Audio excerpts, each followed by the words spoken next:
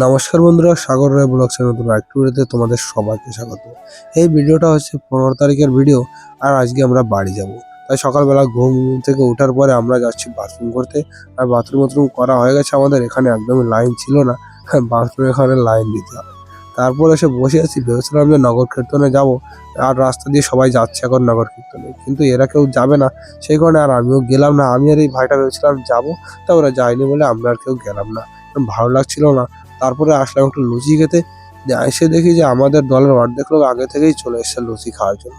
তারপরে আমরাও সবাই একটু ছটা করে লুচি খেলাম। আর আসলাম একটু মেলার মাঠে, এখন একটু কেনাকাটা করব। আমার এই বন্ধুটা তার মেয়ের জন্য একটা কিছু কিনবে।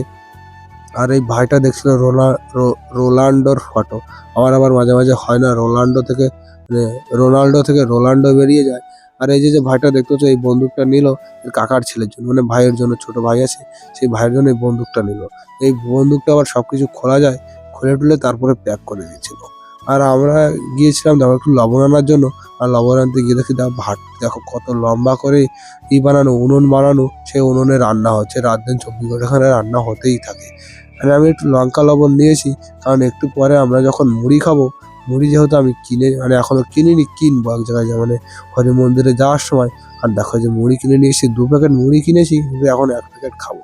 তারপরে এই যে আমরা সবাই এখানে মুড়ি খাওয়া শুরু করে দিয়েছি, ভাই বন্ধু। আর দেখো আশ্রমটা এখন পুরো ফাঁকা, কারণ সবাই গিয়েছে নগর কীর্তনে। আমরা তো যাইনি, সেই কারণে আমরা এখানে এসে শুয়ে আছি। আর তারপরে মুড়ি টুড়ি খাওয়ার পরে আমরা ঘুমিয়ে পড়েছিলাম।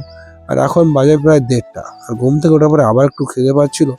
সেই কারণে আমরা যে করেছি, মানে যে চিড়েগুলো আমি এনেছিলাম বাড়ি থেকে, সেই চিড়েগুলো খাচ্ছি। আর খাওয়া দাওয়ার পরে আমরা যে বেরিয়ে পড়েছি। এখন আমরা যাব নদীর ঘাটে। নদীর ঘাটে যাওয়ার জন্য এবার আর টোটোতে উঠিনি, একটা নসিবনে উঠেছি। এখানে প্রায় 20 জন লোক উঠেছি নসিবনে। আর নসিবনটা একবারে দেখো ছেড়ে দিয়েছে। আর আমি মনে হচ্ছে বিশাল উঁচুতে বসে আছি, আর বাদ বাকি সব 19 জন বসেছে পিছনে। নসিবনটা অনেকটাই বড় ছিল। তারপরে আমরা এদিকে নদীর ঘাটে চলে এসেছি। এখান থেকে আমরা একটা মানে কোনো রকম একটু স্নান করে তারপরে যাব বাস স্ট্যান্ডে। আর এই যে আমার স্নান করা হয়ে গেছে, আর বাদ বাকি এখনো স্নান করে আসছে। আর বাস স্ট্যান্ডে এসে বাসের উপরে ব্যাগটা রেখে দিয়েছিলাম। আর বাসওয়ালা বলছে যে তোমরা যাও, চলে যাও, তারপরে আসবা।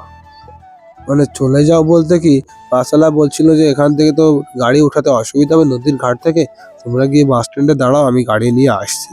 তারপরে আমরা তো বাস স্ট্যান্ডে চলে এসেছি, প্রায় 2-3 ঘন্টা বাস স্ট্যান্ডে এসে বসে আছি। সবার একদম ঘামে, আর ভাল লাগছে না। আমি একবার ভেবেছিলাম সকালবেলায় চলে যাব, তার যাওয়া হলো না। তারপরে প্রায় 5:30টার সময় এই যে আমাদের বাস এসছে। আর বাস আমাদের ছেড়েও দিয়েছে। আর রাস্তা দিয়ে যাওয়ার সময় একটা ভাই দেখো একটা সজনে গাছের কাছে দাঁড়িয়ে ছিল। তাই গত বছর সজনের ডাঁটা পেড়ে নিয়েছে, পাশেরটা ওইটাতে পেড়েছে। আমি ভাবছিলাম আমাকে বলছিল যা বাড়ি নিয়ে যা, কিন্তু আমি নিয়ে আর কি আর করবো। তারপর দেখো আমাদের এখন সন্ধ্যা হয়ে গেছে, আর আমরা এখনো বাড়ি পৌঁছাতে পারিনি। প্রায় তারপরে 7:30টার সময় আমরা এই যে বেতাই বাজারে আসলাম। আর একটু পরে আমরা বাস থেকে নেমে যাবো। আর যেহেতু আমরা এই যে দেখো নতুনপাড়া বাস স্ট্যান্ডে, নতুনপাড়া মাঠে ওই জায়গার নাম, যেখান থেকে বাসে উঠেছিলাম সেখানে বাস চলে এসছে। আর এখন আমরা সবাই নেমে যাবো। আর এখন আমি একবারে শ্বশুরবাড়ি যাবো না, কারণ সকালবেলা যখন আবার ডাঙাপাড়া আসতে হবে, তখন আবার মোটরসাইকেল বা সাইকেল একটা লাগবে। সেই কারণে বাড়ি থেকে এই সাইকেলটা নিয়ে আমি এখন আসি শ্বশুরবাড়ি থেকে। আর যেহেতু আমি ওখান থেকে কোনো খাবার টাবার আনিনি, সেই কারণে আমার সারার জন্য এখান থেকে একটু চপ নিয়ে যাবো। আর ভিডিও কেমন লাগলো অবশ্যই কমেন্টস করে জানিও। সবাই ভালো থেকো, সুস্থ থেকো, আর আমার চ্যানেলটি সাবস্ক্রাইব করে আমার পাশে থেকো। বাই।